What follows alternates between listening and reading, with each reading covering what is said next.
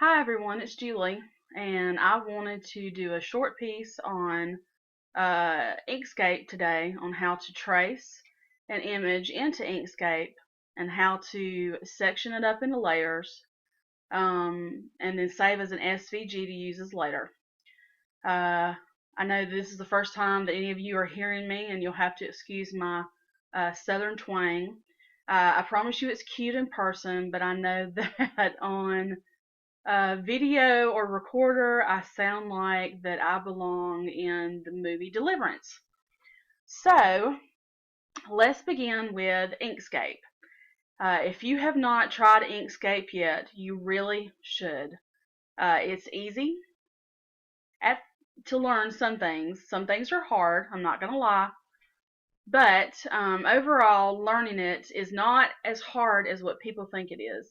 You get daunted because you go into the screen and you see all of this stuff on either side, and it kind of makes you nervous. I understand, and I know that I have more experience with different graphic softwares than a lot of you.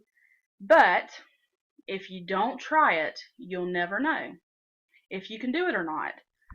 So all you have to do is go to Google and type in Inkscape download, and it'll show you where to download it at. Download it, install it, and start her up. And the video that I'm about to do will give you an idea on how to do the simple things at first, and then we'll just go from there. So what we're going to do is, this is your platform. This is your area that you would put anything into. This is the area that when you save the file that it's going to include for the most part. And this is where you want to stick all of your stuff inside. Now you can change the size of this to make it bigger, do it landscape or portrait, and we can do that on another file. But for now, this size and this shape is fine. So the first thing you're going to do is you're going to bring in an image that you want to trace. Most of it would be you going to Google and searching images. And I encourage you, when you search, always type in the words black and white after whatever name you're going to search for, because and also type in the word clip art, because tracing a black and white image is the best decision, because black and white is going to give you a better tracing. It's going to give more detail, and it won't wind up having any kind of lines or layers missing. So always look for black and white first before you look elsewhere. So we're going to import in our image, and I have chosen a Christmas image, a candy cane. So what we're going to do is we go to File, and you're going to go down to Import. You're going to import the image into Inkscape. So you would click on Import, and it's gone to my download section, and there is my candy cane.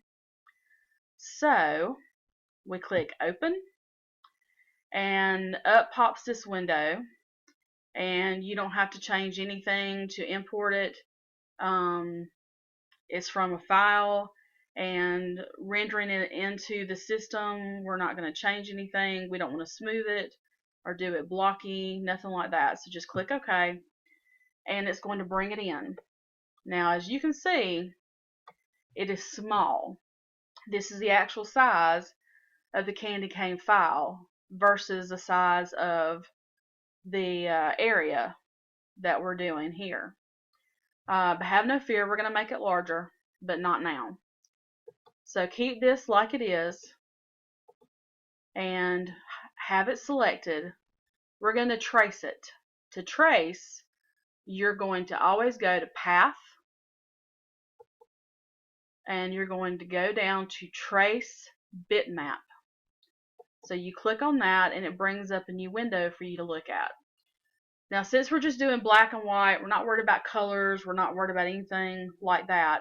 But what we do want to do is we want to check and make sure that remove background is checked. And that will take away any background in the back of it, like white background or any other color or anything else going on. It'll take that portion away. So we'll check that, and also we're going to uncheck smooth. We don't want it to trace it smooth because a lot of times it'll blur the lines and it'll make it harder when you're trying to make the file and have it that way towards the end. So we have unchecked smooth and we've checked remove background. So now we're going to click on OK. And nothing happened. I know that as far as you can tell. I'm going to close this window out, but I promise you it's here. What it does is when you trace it and you click OK, it actually stacks it on top of each other.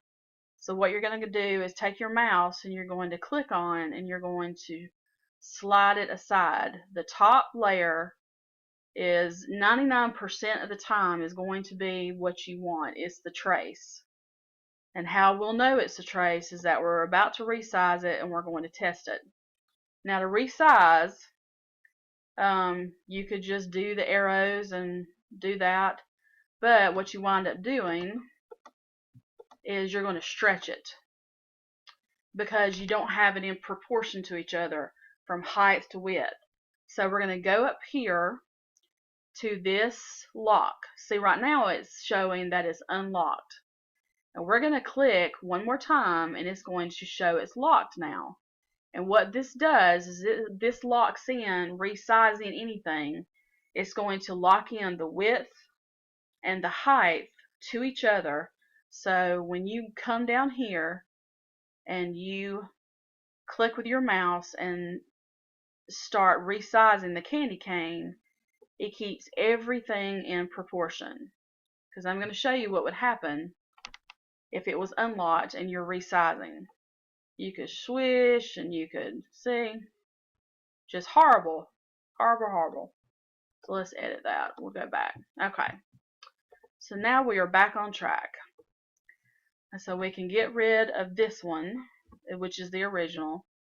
And now we can select this one and bring it over. Now this is just a little too large for this, so I'm going to scale it back down a little bit and center it. So that is our candy cane. Now you could stop here and save it as a SVG, and in some programs it would let you ungroup it and break it apart. Other programs it won't. So what we're going to do is we're going to take it one step further, and we're going to layer this for the SVG later on to be able to ungroup it.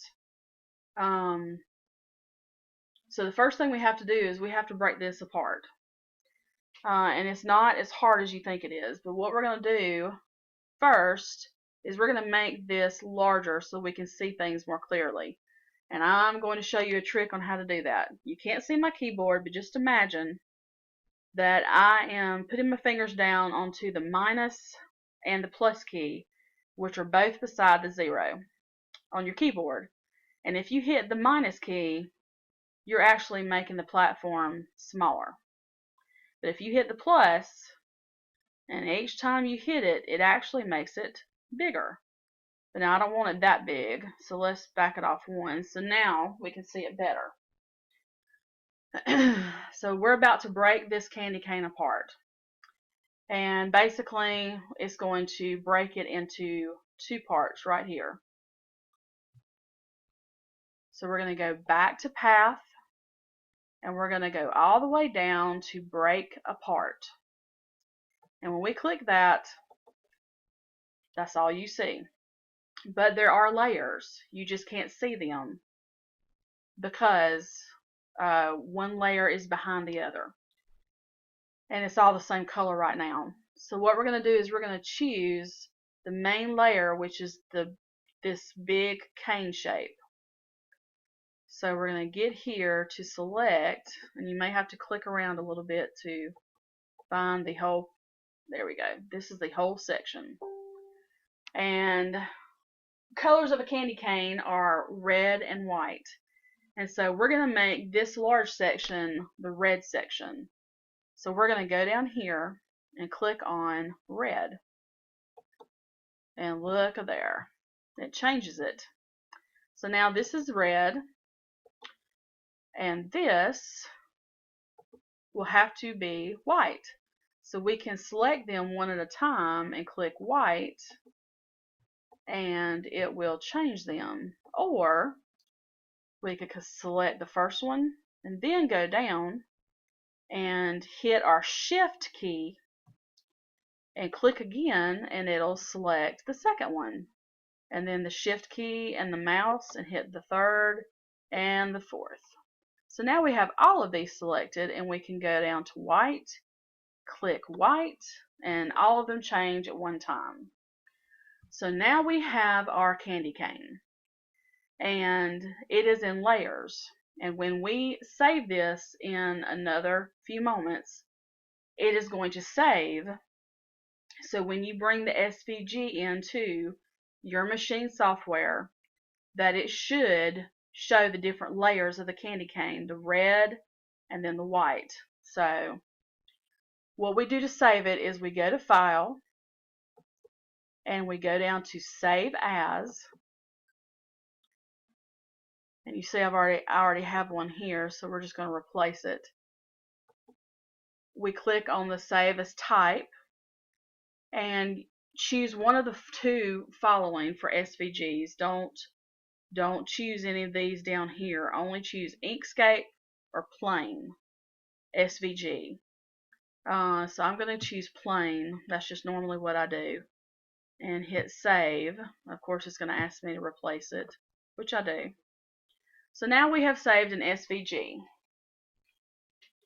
So, it's not as hard as you think. And I think that each one of you have the smarts and brains to know how to do it. I have all the faith for you that you should have in yourselves. So this was my first video, so hopefully I didn't bore you and you're not asleep right now. And I wanted to end the video because I know some of you have asked me in the past about hearing me sing, because I've mentioned that I sing before. So I was going to sing a little Christmas ditty, just a few seconds, to let you hear my singing and maybe put a little Christmas spirit inside you. So here goes. I'll be home for Christmas. You can plan on me. Please have snow and mistletoe and presents on the tree. Christmas Eve will find me where the love light beams. I'll be home for Christmas if only